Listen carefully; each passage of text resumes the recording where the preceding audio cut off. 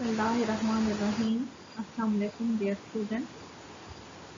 We are studying chapter number 15, sampling and sampling distribution. Today we will complete this chapter. Today our topic is techniques used in probability sampling.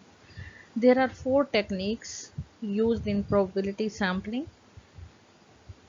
They are simple random sampling, stratified random sampling, systematic random sampling, and cluster sampling. We have studied in previous lecture simple random sampling. Today we are going to discuss stratified random sampling, systematic random sampling, and cluster sampling. Stratified random sampling. In stratified random sampling, the material or area to be sampled is divided into groups or classes called strata. Items within each such stratum are homogeneous with respect to the characteristics under study. From each stratum, a simple random sample is taken and the overall sample is obtained by combining the samples for all stratas. For example, if it is desired to determine the average annual expenditure of families on different articles, the area concerned may be divided into comparable districts and a proportion of families is taken from each district. In this manner, each district is proportionally represented in the total sample. एक और example ये आपको मैंने ये pixie बना के ये आपको बताई है। इसमें देखिए हमारे पास पॉपुलेशन है जिसमें 40 विमेंस हैं और 60 जो है वो मेन है। ठीक है, हम क्या करते हैं, इसमें से सिंपल रैंडम सैंपल लेते हैं।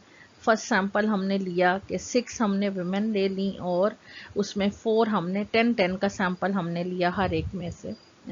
3 सैंपल्स हमने इसमें सिलेक्ट किए 10 के, साइज 10 के। ठीक है, तो उसमें क्या किया कि 6 वुमेन और 4 मैन, फिर 3 विमेन 7 मैन, इसी तरह से 9 विमेन एंड 1 मैन। ठीक है, इस तरह से ये क्या है, ये तो सिंपल रैंडम सैम्पलिंग। हमने उसमें से रैंडमली जो है वो सिलेक्ट कर लिए सैंपल। हम ये करते हैं कि इस पॉपुलेशन को हम डिवाइड कर देते हैं ग्रुप्स में। ठीक है, 40 का ग्रुप्स हमने ले लिया, 40 हमारे पास विमेन को अलहदा कर लिया और 60 मैन है। हमने इसको मैन और विमेन 2 ग्रुप्स में हमने डिवाइड कर दिया। ठीक है, तो इन 2 ग्रुप्स को क्या कहेंगे, हमारे ये स्ट्राटा हैं। ठीक है, स्ट्राटा 1 और स्ट्राटा 2, ये 2 स्ट्राटास हो गए। फिर हम क्या करते हैं कि हर एक स्ट्राटा में से हम सैंपल लेते हैं और वो रैंडमली सिलेक्ट होगा। ठीक है, कि हमने विमेन है वो हमारे पास स्ट्राटा 1 हो गया, उसमें से हमने 4 का सैंपल सिलेक्ट किया, रैंडम सिलेक्ट करेंगे वो। ठीक है, रैंडम सिलेक्शन का क्या मतलब है कि उसमें हमारी कोई मर्जी या वो शामिल नहीं होगी, हम रैंडमली उसमें से चूज़ कर लेंगे। ठीक है, तो इसी तरह से मेन का जो होगा उसमें से हमने रैंडमली हमने 6 का सैंपल जो है वो सिलेक्ट कर ली। इस तरह से हमने 3 सैंपल इसमें से लिए। फर्स्ट जो है वो 4 वीमेन और 6 मैन, फिर अगले में हमने 4 वीमेन और फिर 6 मैन। इसी तरह से हमने सेम ये हर स्टार्टा से सैंपल जो है वो सिलेक्ट कर ली। फर्दर इसको हम ये भी कर सकते हैं कि इन 2 स्टार्टा को हम मज़ीद स्टार्टास में उसको डिवाइड कर दें। ठीक है, अब विमेन को हम 2 स्टार्टास में, एक स्टार्टा था उसको हम मज़ीद उसको डिवाइड कर दें, उसमें हम स्मोकर्स और नॉन स्मोकर्स को देखते हैं। ठीक है, कि विमेन जो स्मोक करती हैं, जो नहीं करती हैं। ठीक है, वो हमारे 2 स्टार्टास हो गए। इसी तरह से जो मेन हैं उनको भी मज़ीद हमने जो है उनको 2 स्टार्टर्स में हमने डिवाइड कर दिया। ठीक है, और उसमें भी हम देखेंगे कि जो स्मोकर्स हैं और जो नॉन स्मोकर्स हैं उनमें से हमने सैंपल लिए। अब इन सब में से जो सैंपल हम सिलेक्ट करेंगे ये चारों स्टार्टर्स में से, वो कंबाइन होके वो क्या कहलाएगा, स्ट्रेटिफाइड रैंडम सैंपल होगा हमारा। ठीक है, और इसको स्ट्रेटिफाइड रैंडम सैम्पलिंग कहेंगे। और इसकी क्या है कि इसके स्टार्टर्स के अंदर जो होंगे वो होमोजीनियस होंगे, जितने भी आइटम्स हैं या जो भी उसमें चीज़ें होंगी वो होमोजीनियस होंगी। अब देखेंगे मेन है एक स्टार्टर के अंदर, तो वो मेन जो हैं वो सेम है, उनकी कैरेक्टरिस्टिक्स सेम है। इसी तरह से विमेन का है तो उनकी कैरेक्टरिस्टिक्स सेम है। ठीक है, तो हर स्टार्टा के अंदर जो है वो होमोजीनियस होंगे आइटम्स, लेकिन स्टार्टर्स एक दूसरे से क्या होंगे, डिफरेंट होंगे। जैसे स्मोकर्स हैं, नॉन स्मोकर्स हैं, या फिर ये है कि इसमें देखें मैन और वुमेन जो हैं वो अलग-अलग हैं, इस तरह से। ठीक है, आपस में जो हैं वो हेट्रोजीनियस होंगे, लेकिन हर स्टार्टा के अंदर जो आइटम्स होंगे they are homogeneous. This is another example to understand the concept of stratified random sampling. We have three groups of people: yellow people, red people and white people. ठीक है, हम क्या करते हैं कि इसमें से हमने रैंडम सिंपल रैंडम सैंपल हमने सेलेक्ट करना है, स्ट्रेटिफाइड रैंडम सैम्पलिंग करने हम जा रहे हैं, तो हम कलर को बेस बना लेते हैं। ठीक है, हम कलर की बेस पे हम क्या करते हैं कि इन ग्रुप्स में से हम वो अलहदा कर लेते हैं, यानी वाइट पीपल अलहदा कर लेते हैं, रेड अलहदा कर लेते हैं, और येलो जो विमेंस हैं उनको अलहदा कर लेते हैं। ठीक है, 3 स्टार्टर्स हमारे पास बन गए। अब 10 हर एक के अंदर जो है वो 10 है, साइज उसका 10 है, तो हम साइज सैंपल साइज हम 9 रख लेते हैं, और साइज 9 का हम हर एक में से चूज़ जो है हम कर सकते हैं। सैंपल जो साइज है, ठीक है, 9 हम उसमें से 10 में से चूज़ कर सकते हैं। तो हम क्या करते हैं कि 9 को हम 3 स्टार्टर्स हैं तो 3 पे डिवाइड कर लें तो हमारे पास 3 आ जाएगा, यानी हमने हर स्टार्टर में से 3 सैंपल जो हैं वो सिलेक्ट करने हैं। ठीक है, अब हमने इन 3 स्टार्टा में से 3 सैंपल्स कोई से भी हम सिलेक्ट कर लेंगे। ठीक है, ये हमारा रैंडमली होगा, और ये सारे मिल के एक सैंपल जो बनेगा हमारे पास वो क्या है, एक बेस्ट सैंपल होगा जो कि हर स्टार्टा को बहुत अच्छे तरीके से रिप्रेजेंट कर रहा है। ठीक है, और इस सैंपल को हम कहेंगे स्ट्रेटिफाइड सैंपल। ठीक है, स्ट्रेटिफाइड रैंडम सैंपल, और इस प्रोसेस को हम कहेंगे stratified random sampling. Now, systematic sampling. In systematic sampling, the samples are equally spaced throughout the area or population to be sampled. More specifically, a systematic sample is obtained by taking every kth unit in the population after the units in the population have been numbered or arranged in some way. To select a sample of n is equal to 5 units from a population of n units numbered 1 to n. We take a unit at random from the first k is equal to 10 units and every 10th unit afterwards. For example, if the first unit drawn is number 8, the subsequent units are having numbers 18, 28, 38 and 48. The selection of the first unit determines the whole sample. For example, if we want to estimate the average flow of traffic on a road over 24 hours of the day, कि हम traffic flow हम देखते हैं 24 hours of the day road के ऊपर, तो हम उसको जो हम ऑब्ज़र्व करेंगे उसमें हम सैंपल लेंगे, या जितनी गाड़ियों को हम देखेंगे वो क्या होगा, सिस्टमैटिक सैम्पलिंग में आएगा वो। ठीक है, कि हर 5वें नंबर पे ये गाड़ी गुजर रही है, इतनी ब्रांड की गाड़ियाँ जो हैं इतनी उसकी आ रही हैं, और इतनी गाड़ियाँ जो हैं वो हैवी ट्रैफिक जो है इतनी गुजर रही है, ये छोटी गाड़ियाँ इतनी गुजर रही हैं, या दरमियानी गाड़ियाँ इतनी गुजर रही हैं। ठीक है, ये हम अगर देखते हैं तो उसको सिस्टमैटिक सैम्पलिंग जो है उसके ऊपर हम इस मेथड के ऊपर अप्लाई कर सकते हैं। To understand the concept of systematic sampling, we proceed as we see the example. Example is we have batteries like Volta batteries. ठीक है, हमारे पास 100 बैटरीज हैं और उसमें से हमने बैटरीज जो हैं वो सिलेक्ट करनी, उनका लाइफ टाइम हमने देखना है। ठीक है। तो किस तरह से हम उनको जो है वो सिलेक्ट करेंगे, या तो हमारे पास एक तरीका है कि हम रैंडम सैम्पलिंग से उनको सिलेक्ट कर लें, यानी उन 100 बैटरियों में से कोई भी रैंडमली सिलेक्ट करें और उनका हम जो है वो लाइफ टाइम चेक करें और फिर हम उनके बारे में अपना इन्फ्रेंस वो करें कि आया ये बैटरियाँ जो हैं ये अच्छी हैं या नहीं हैं। ठीक है। तो या फिर ये करते हैं कि हम सिस्टमैटिक सैम्पलिंग के ज़रिए हम क्या करेंगे उसको कि इन 100 बैटरियों से हम साइज़ 20 जो है हम सिलेक्ट कर लें। सैंपल जो है साइज़ 20 का वो हम सिलेक्ट करेंगे। ठीक है। साइज़ 20 का सैंपल हमने सिलेक्ट करना है, तो हम क्या करेंगे 100 को 20 पे डिवाइड करेंगे तो हमारे पास क्या आता है 5 आता है। ठीक है। तो हम फर्स्ट बैटरी हम अगर फोर्थ सिलेक्ट करते हैं, फोर्थ बैटरी सीरियल में हम उनको रख लेंगे 1 से 100 तक। ठीक है। उनको अरेंज कर लेंगे। ठीक है। अब उसमें जो फोर्थ बैटरी अगर हम फर्स्ट सेलेक्ट करते हैं तो हम उसमें 5 ऐड करके नेक्स्ट बैटरी हमारी कौन सी बनेगी 9th। ठीक है। फिर उसमें 5 ऐड करेंगे, अगली बैटरी हमारी कौन सी sample as a sample select होगी वो 14। इसी तरह से उसमें 5 ऐड करेंगे तो अगली बैटरी हमारी कौन सी उसमें सेलेक्ट होगी 19th एंड सो ऑन। इसी तरह से हम बैटरीज जो हैं वो 20 बैटरियां उसमें से सिलेक्ट कर लेंगे और उनका लाइफ टाइम जो है लाइफ टाइम हम उनका जो है वो चेक करेंगे और फिर हम देखेंगे कि आया वो बैटरीज जो हैं वो उनका लाइफ टाइम जो है वो कितना है और वो अच्छी हैं या नहीं है। But systematic sampling has the drawback of numbering or arranging the items in a large population.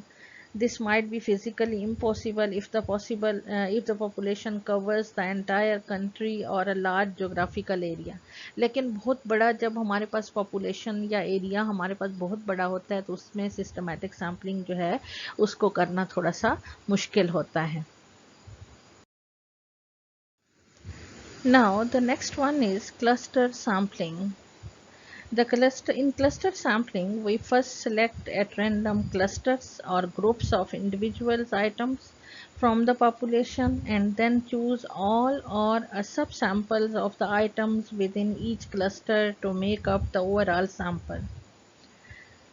Difference between stratum and cluster is stratum is expected to be as homogeneous as possible while a cluster must be as heterogeneous as possible. Example इसमें देखें, ये हमारे पास 3 groups हैं या 3 streets ले लें, 3 streets हैं और उनमें लोग ये रह रहे हैं, मुख्तलिफ़ किस्म के लोग हैं। ठीक है। ब्लैक भी हैं, इसमें ब्लू भी हैं और जो हैं इसमें रेड भी हैं। हम क्या करते हैं कि इनको 3 स्ट्रीट्स के नाम दे देते हैं। फर्स्ट स्ट्रीट है, फिर मेन स्ट्रीट है। ठीक है।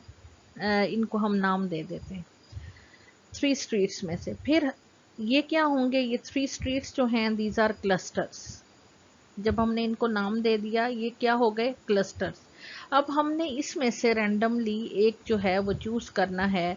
जैसे हमने मेन स्ट्रीट को चूज़ कर दिया तो इस क्लस्टर के जो लोग होंगे वो सारे क्या होंगे, वो हम एज अ सैंपल सेलेक्ट कर लेंगे। तो ये आपका कहलाएगा क्लस्टर सैम्पलिंग। हालांकि हमें लग रहा है कि स्टार्टम और क्लस्टर जो है ये इनमें क्या डिफरेंस है। स्टार्टम एक के लिए यूज़ होता है, स्टार्टा जो है वो एक से ज़्यादा के लिए यूज़ होता है। ठीक है। तो क्लस्टर और स्टार्टम में ये फ़र्क है कि स्टार्टम के अंदर जो है वो होमोजीनियस होते हैं लोग, यानी लोग या आइटम जो भी है उसके अंदर वो होमोजीनियस आइटम्स होंगे, जबकि क्लस्टर के अंदर जो है दे आर हेट्रोजीनियस। अब देखें एक क्लस्टर में हमने जो लोग सेलेक्ट किए उसमें हर किस्म के लोग आ रहे हैं, उसमें वाइट भी हैं, उसमें ब्लू भी हैं, उसमें ब्लैक भी हैं और रेड भी हैं। ठीक है। हेट्रोजीनियस हैं। तो ये फ़र्क है स्ट्राटम और क्लस्टर के अंदर। तो इस किस्म की जो सैम्पलिंग होगी it is called cluster sampling. Techniques used in non-probability sampling. First one is judgment or purposive sampling. Second one is quota sampling. Judgment or purposive sampling. There are many situations where for practical reason investigators use judgment samples to obtain needed information. ठीक है। For example, it may be convenient to select a random sample from a cart load of melons Moreover, the melon selected by a random process may be very large or very small. Perhaps the best procedure in this situation is that the observer may by inspection select a few melons using his own judgment. Such a method is useful only when the sample to be drawn is small. ठीक है, अब judgement sampling या purposive sampling क्या होगी, ये अपनी judgement के ऊपर होगी। ठीक है, इसमें प्रोबेबिलिटी सैम्पलिंग नहीं है, ये नॉन प्रोबेबिलिटी सैम्पलिंग है। इसमें अपनी जजमेंट के ऊपर जो है वो सैंपल जो है वो सिलेक्ट किया जाएगा। इसमें पर्सनल जजमेंट इसमें शामिल होगी। ठीक है, जैसे melon cart load of melon जो है उसमें बताया गया कि उसमें से मेलन सेलेक्ट करने हैं, तो वो जो सेलेक्ट करने वाला है वो क्या होगा, वो अपनी जजमेंट के ऊपर जो है उसमें से सिलेक्ट करेगा। ठीक है, तो ये है जजमेंट सैम्पलिंग कि इसमें आपकी पर्सनल जो है वो जजमेंट जो है ये उसमें शामिल होगी। The second one is quota sampling. A familiar form of judgment sampling is quota sampling, which is widely used in opinion, market, and similar surveys. In such surveys, the interviewers are simply given quotas to be filled in from different strata with practically no restrictions on how they are to be filled in. For instance, in determining the acceptability of a new product introduced in the market, an interviewer working in a certain area might be told to interview 10 young males and 10 young females, with actual selection of individuals being left to the interviewer's discretion. This is called quota sampling. It is a convenient and relatively inexpensive procedure. In the absence of firm restrictions on their choice, interviewers naturally tend to select individuals who are most readily available or persons who work in the same building or shop or in the same store. इसमें भी आपकी personal judgement शामिल है कि Kota sampling में कि अगर जैसे कि यहाँ पे एग्जांपल अभी आप देख रहे हैं कि क्या है कि कुछ लोगों से इंटरव्यू करना है मार्केट में नई जो प्रोडक्ट आई है उसके बारे में, तो क्या है कि जो इंटरव्यू करने वाला होगा, इंटरव्यूअर होगा, वो क्या करेगा कि वहाँ पे एक ही बिल्डिंग के कुछ लोगों को 10 लोगों को सिलेक्ट कर लेगा और वहीं से ले लेगा। इससे उसको वहाँ पे आसानी होगी उनसे इंटरव्यू लेने में कि वो साथ साथ हैं या एक ही बिल्डिंग में हैं। तो इसमें इनएक्सपेंसिव प्रोसीजर है ये। ठीक है, तो उस प्रोडक्ट के बारे में वो उनसे इंटरव्यू ले लेगा कि आया वो प्रोडक्ट कैसी है। तो ये है quota sampling. Properties of sampling distribution of variances. The first case is with replacement case. Expected value of s square is equal to mu s square is equal to sigma square, where s square is equal to summation x minus x bar whole square divided by n minus 1, and expected value of s square is equal to mu s square and it is equal to n minus 1 divided by n into sigma square, where s square is equal to summation x minus X bar whole square divided by n। ये क्या है, ये biased variance होगा। और पहले वाला जो आपने पढ़ा जब n माइनस वन पे उसको डिवाइड करते हैं तो वो अनबाइस्ड यानी expected value of S square is equal to sigma square. लेकिन सेकेंड वन में जब n पे उसको हम डिवाइड करते हैं तो ये बाइस्ड वेरिएंस आता है। बाइस्ड वेरिएंस का क्या मतलब है कि expected value of S square is not equal to sigma square जब तक कि हम उसके साथ n minus one over n जो है ये टर्म मल्टीप्लाई नहीं करेंगे, वो उसके इक्वल नहीं आएगा। The second case is without replacement case. Expected value of s square is equal to mu s square and it is equal to n minus 1 over n sigma square. And expected value of s square is equal to mu s square and it is equal to n minus 1 over n into n minus 1 over n sigma square। ठीक है, without replacement case में ये इसके equal होगा। Example 15.8 from your book. यहाँ पे ये हम कर रहे हैं, लेकिन नेक्स्ट चैप्टर में इसको तफसील से हम पढ़ेंगे और यही क्वेश्चन जो हैं वो हम नेक्स्ट चैप्टर में भी हमने जो हैं ये सारे इसी तरह के क्वेश्चंस करने हैं और ये टॉपिक हम जो है डिटेल में उसमें पढ़ेंगे। ठीक है। Question is a population consists of 5 numbers 2, 4, 6, 8, 10. Considering all possible samples of size 2 which can be drawn with replacement from this population, find the population variance, and second, the mean of the sampling distribution of variances. अब इसको कैसे करेंगे इस question को? सबसे पहला step इसमें क्या है कि हमने पॉपुलेशन मीन फाइंड करना है और पॉपुलेशन वेरिएंस फाइंड करना है। ठीक है। पॉपुलेशन मीन फाइंड करने के लिए हमारे पास पॉपुलेशन क्या है? 2, 4, 6, 8 एंड 10 और साइज 2 के हमने सैंपल लेने हैं और वो क्या है? विद रिप्लेसमेंट सैम्पलिंग हमने करनी है। ठीक है। सबसे पहले हम पॉपुलेशन मीन लेंगे, sum of all the values divided by their number. ठीक है। 2 + 4 + 6 + 8 + 10 divided by 5। 5 is the number of values, 5 values हैं हमारे पास। ठीक है। तो ये हमारे पास म्यू आ जाएगा 6 के इक्वल। फिर हमने इसी से वेरिएंस कैलकुलेट करना है। वेरिएंस क्या है? Summation x - x bar whole square divided by capital N के इक्वल होता है। ठीक है। तो फर्स्ट वैल्यू हमारी 2 है, 2 - x बार म्यू जो है वो हमारे पास क्या है? Summation x - mu whole square divided by capital N होता है।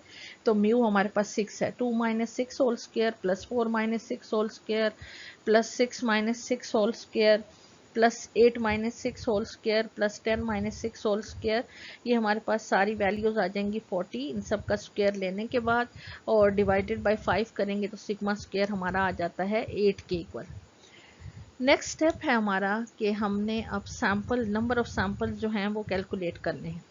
विद रिप्लेसमेंट केस है तो number of sample is equal to n⁻n, यानी कैपिटल N⁻n। कैपिटल N हमारे पास 5 वैल्यूज हैं। ठीक है। और साइज 2 का यानी स्मॉल n जो है वो हमारे पास 2 है, तो साइज 2 के सैंपल लेने हैं। 5 5 से क्या हो जाएगा? 25 सैंपल्स बनेंगे। ठीक है। हमने वो सैंपल बना लिए, 25 सैंपल बना लिए। वो क्या है? 2 2 2 4 2 6 2 8 2 10, फिर 4 2 4 4 4 6 4 8 4 10, 6 2 6 4 6 6 6 8 एंड 6 10। ठीक है। इसी तरह से 8 2 8 4 8 6 8 8 एंड 8 10, 10 2 10 4 10 6 10 8 10 10। आप इसको टेबल की फॉर्म में भी लिख सकते हैं, इस तरह से भी लिख सकते हैं। ठीक है। नेक्स्ट हमने क्या करना है? इसके मीन्स फाइंड करने हैं, जैसे हम पीछे सैम्पलिंग डिस्ट्रीब्यूशन में करते आए। मीन्स हमने फाइंड कर लिए। मीन क्या होगा? 2 + 2 डिवाइडेड बाय 2 क्या हो जाएगा? 2। फर्स्ट मीन क्या आ जाएगा? 2। इसके बाद अगले का क्या आएगा? 2 + 4 6 हो जाएगा, 6 डिवाइडेड बाय 2 ये हमारे पास मीन आ जाएगा 3। नेक्स्ट हमारे पास सैंपल है 2 + 6, 2 6 है ना, तो 2 + 6 8 हो जाएगा, 8 डिवाइडेड बाय 2 हमारे पास मीन आ जाएगा 4। इस तरह से हम 25 सैंपल्स के मीन्स भी कैलकुलेट कर लेंगे। द नेक्स्ट स्टेप इज़, अगला जो कॉलम हम बनाएंगे, अगर हम टेबल की फॉर्म में आप लिखना चाहते हैं तो इसमें हम फर्स्ट कॉलम सीरियल नंबर है, फिर सैंपल का कॉलम होगा, फिर उसके बाद मीन्स आ जाएगा, फिर अगला कॉलम इसमें बनेगा एस स्क्वायर का कॉलम। ठीक है। और एस स्क्वायर किसके equal? Summation x - x bar whole square divided by n। ठीक है। इससे आपने एस स्क्वायर लेना है। अब x बार भी आपके पास है, मीन हर एक सैंपल का आपने कैलकुलेट कर लिया। फर्स्ट सैंपल आपके पास 2 2 है। ठीक है। और इसका मीन भी आपके पास 2 है, तो क्या होगा? Summation x - x bar whole square क्या होगा? 2 माइनस मीन उसका क्या है? x bar 2, 2 - 2 whole square plus next आपका x2 जो है वो क्या है? आपके पास 2 है, तो 2 - x बार भी 2 है, तो 2 - 2 होल स्क्वायर ये आपके पास आ जाएगा, डिवाइडेड बाय n जो है स्मॉल n वो आपके पास 2 है, डिवाइडेड बाय 2 कर लेंगे, तो ये फर्स्ट सैंपल का जो वेरिएंस है वो आपके पास आ जाएगा 0 के इक्वल। ठीक है। नेक्स्ट आपने क्या लेना है, आपके पास x1 2 है और x2 आपके पास 4 है, 2 4 सैंपल है आपके पास, ठीक है, और मीन उसका क्या है 3 है। तो आपने किस तरह से इसका एस स्क्वायर लेना है, 2 minus 3 whole square plus 4 minus 3 whole square divided by 2, तो ये इक्वल टू 1 आ रहा है आपका एस स्क्वायर। इसी तरह से नेक्स्ट जो है वो आपका है 2 6, ठीक है, सैंपल ये है। तो आपने एस स्क्वायर इसका कैसे लेना है, 2 माइनस जो एक्स बार है वो आपके पास इसका कोरेस्पॉन्डिंग एक्स बार क्या है 4, तो 2 minus 4 whole square plus 6 minus 4 whole square divided by 2, तो ये आपके पास वेरिएंस आ गया 4 के इक्वल, ठीक है। तो इस तरह से आपने तमाम वेरिएंसेस भी 20 सैम्पल्स के फाइंड कर लेने हैं।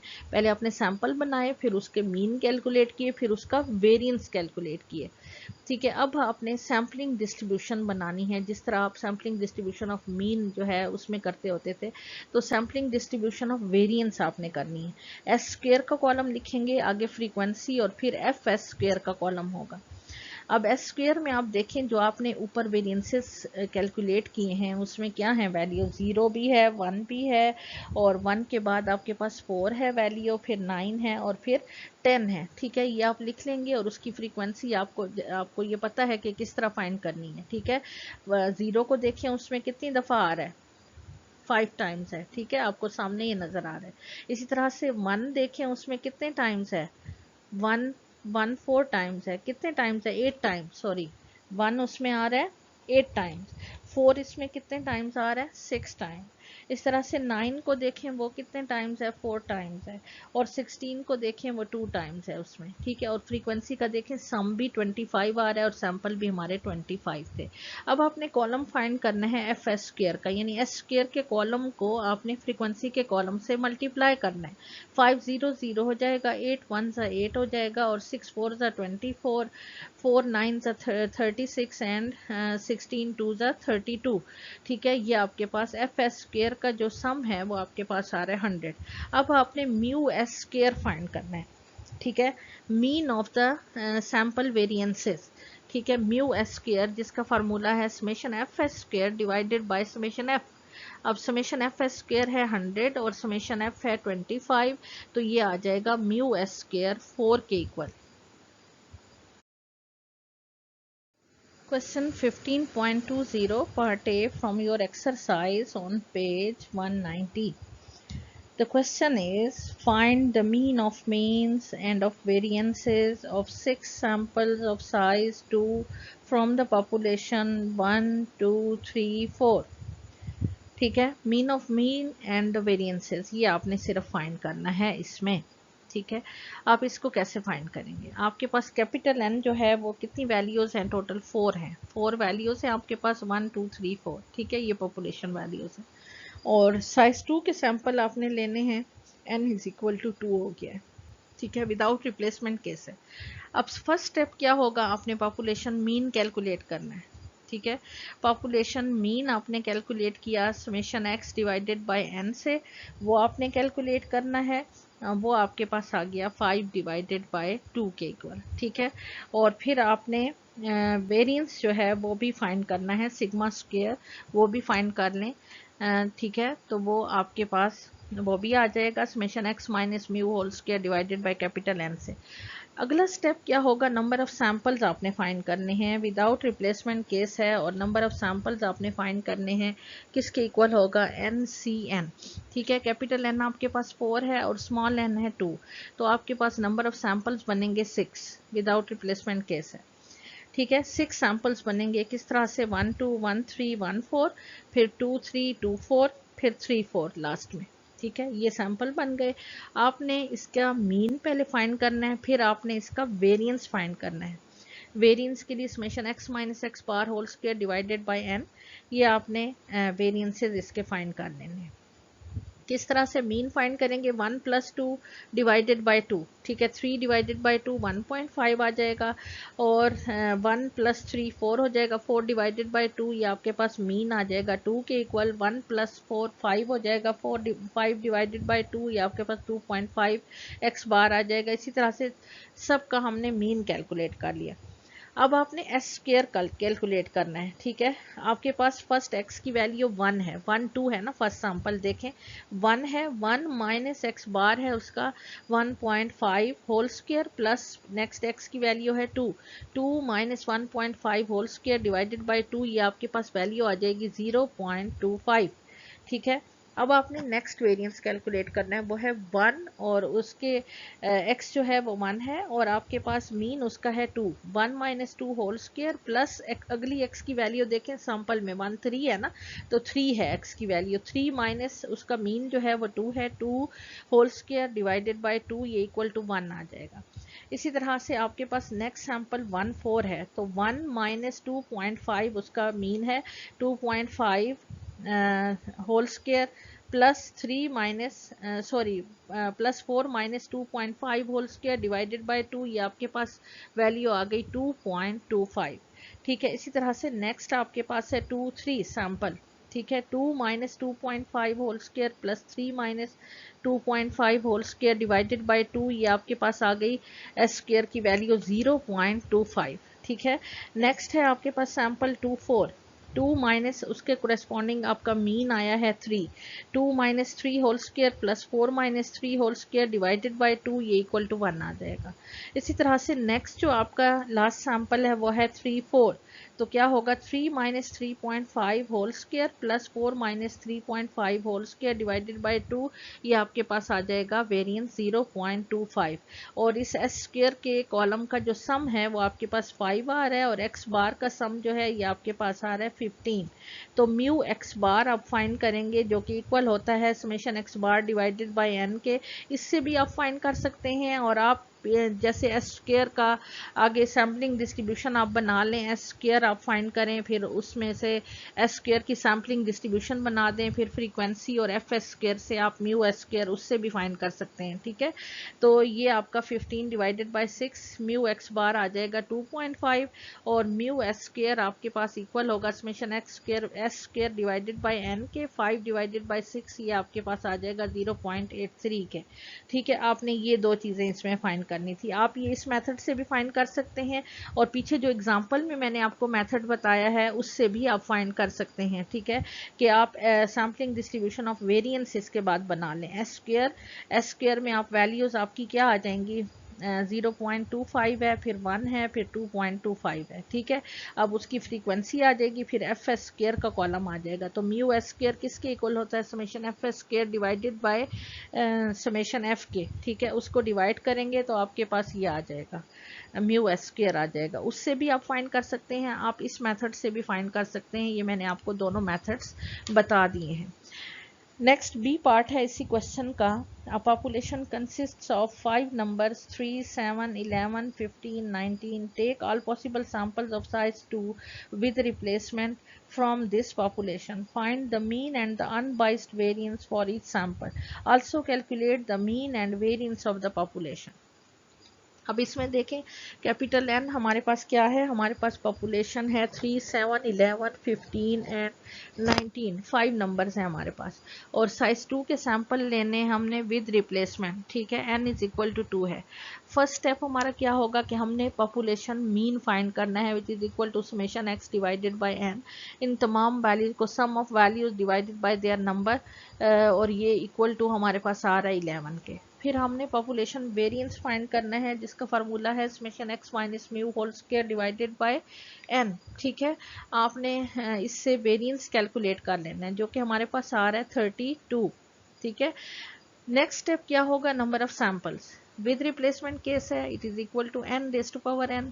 एन आप कैपिटल एन 5 है और स्मॉल एन हमारे पास 2 है, तो 25 सैंपल्स बनेंगे इसमें, ठीक है। अब सैंपल्स हमने बनाने हैं, क्या है फर्स्ट सैंपल किस तरह से बनेगा 3 3 3 7 3 11 3 15 3 19, फिर 7 के साथ बनेंगे 7 3 7 7 7 11 7 15 7 19, 11 फिर 11 के साथ 11 3 11 7 11 11 11 15 11 19 15 3 15 17 15 9 15 11 15 15 19 के साथ फिर बनेंगे 19 3, 19 7, 19 11, 19 15 एंड 19 और फिर इन सब के हमने x बार मीन कैलकुलेट करने हैं और फिर हमने वेरिएंस कैलकुलेट करना है।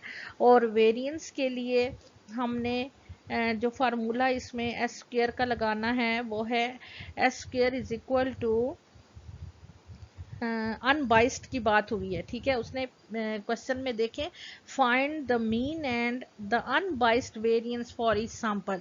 जब अनबाइस्ड की बात होगी तो हम एस स्क्वायर का जो फार्मूला लिखेंगे उसको n-1 पे डिवाइड करेंगे, ठीक है। इसलिए हमने यहाँ पे जो फार्मूला एस स्क्वायर का लिखा उसको n-1 पे मैंने आपको ऊपर बता भी दिया है, ठीक है। n-1 पे डिवाइड किया है, इससे हम एस स्क्वायर फाइंड कर लेंगे, ठीक है। n-1 2 -1 1 होगा। तो सिंपली क्या होगा, फर्स्ट जो हम एस स्क्वायर कैलकुलेट करेंगे, इसका मीन हमारे पास फर्स्ट सैंपल है 3 और इसका मीन भी हमारे पास 3 आया है। तो इसका जो वेरिएंस कैलकुलेट होगा 3 - 3 whole square plus 3 - 3 whole square divided by 2 - 1 is equal to 1 हो जाएगा। तो ये इक्वल टू 0 आ रहा है। नेक्स्ट हमारे पास है 3 और इसका 3 और 7 है सैंपल और इसका मीन 5 आ रहा है। तो 3 - 5 whole square plus 7 - 5 whole square divided by 2 - 1 equal to 1। तो ये हमारे पास 8 के इक्वल आ रहा है। इस तरह से हम वेरिएंस कैलकुलेट कर लेंगे तमाम के तमाम। फिर यही चीज़ बस उसने हमसे मांगी है कि आप वेरिएंस के आगे उसने कुछ भी नहीं कहा, सिर्फ हमने वेरिएंस और मीन इसके कैलकुलेट करने हैं बस, ठीक है। Question is 15.21 from your exercise.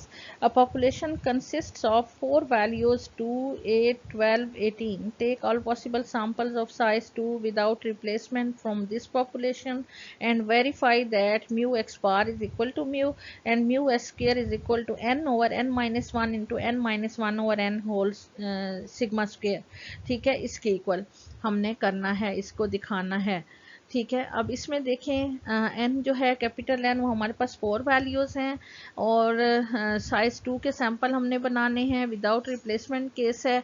सबसे पहले तो स्टेप वही होगा कि हमने पॉपुलेशन मीन कैलकुलेट करना है, फिर हमने पॉपुलेशन वेरिएंस कैलकुलेट करना है, फिर नंबर ऑफ़ सैंपल्स जो कि 6 बन रहे हैं, फिर हमने सैंपल बनाने हैं, उससे एक्स बार कैलकुलेट करना है और फिर एस स्क्वायर कैलकुलेट करना है और उसको एन पे ही डिवाइड करेंगे क्योंकि यहाँ पे बाइस्ड ही होगा, क्योंकि एंड पे जो उसने हमें वेरिफिकेशन के लिए कहा है तो ये बाइस्ड को हमने इससे मल्टीप्लाई करके तो हम उसको अनबाइस्ड बनाएंगे, ठीक है।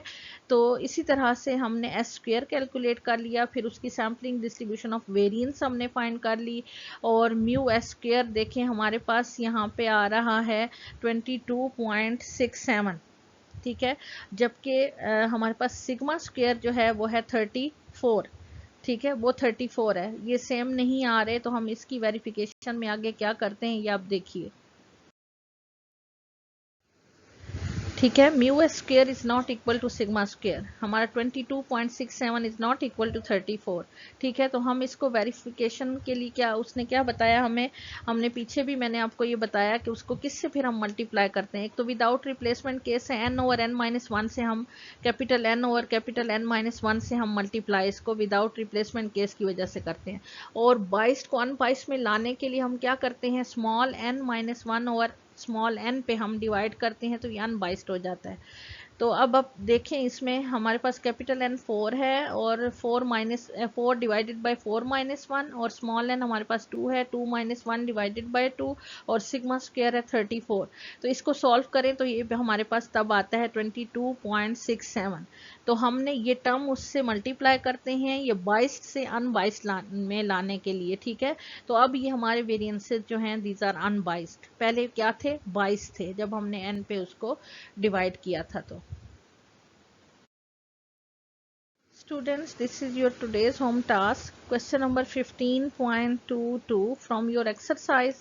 Solve this question and do practice all the examples and all the questions from your exercise, because we have completed this chapter or this chapter is very important जिस तरह के फर्स्ट ईयर में आपका index number का important था chapter, इसी तरह से आपका अभी ये सैम्पलिंग का चैप्टर जो है ये बहुत ही इम्पॉर्टेंट है। वैसे तो आपको पता है कि आपको बताया हुआ है कि आपका पेपर का पैटर्न जो है वो किस तरह से है कि 2 MCQs जो हैं वो आते हैं हर चैप्टर में से, ठीक है, और एटलीस्ट 2, ज़्यादा भी हो सकते हैं, 3 भी हो सकते हैं किसी में से, लेकिन एटलीस्ट 2 जो है 2 तो आपके आने हैं, ठीक है। इसी तरह से शॉर्ट क्वेश्चन जो होते हैं उसमें से भी at least 2 short question from each chapter, ठीक है, वो आपके आते हैं, और इसमें से 3 भी आ जाते हैं, ठीक है। इसी तरह से आपका एक फुल लॉन्ग क्वेश्चन जो है वो 13 मार्क्स का इस चैप्टर में से आता है, ठीक है। तो आपने इसको बहुत ही अच्छे तरीके से करना है, तो आपके काफ़ी सारे मार्क्स जो हैं इसमें सिक्योर हो जाते हैं। आप अगर ये चैप्टर बहुत ही अच्छे, इजी है, मुश्किल नहीं है, आपने बहुत अच्छे तरीके से इसको करना है।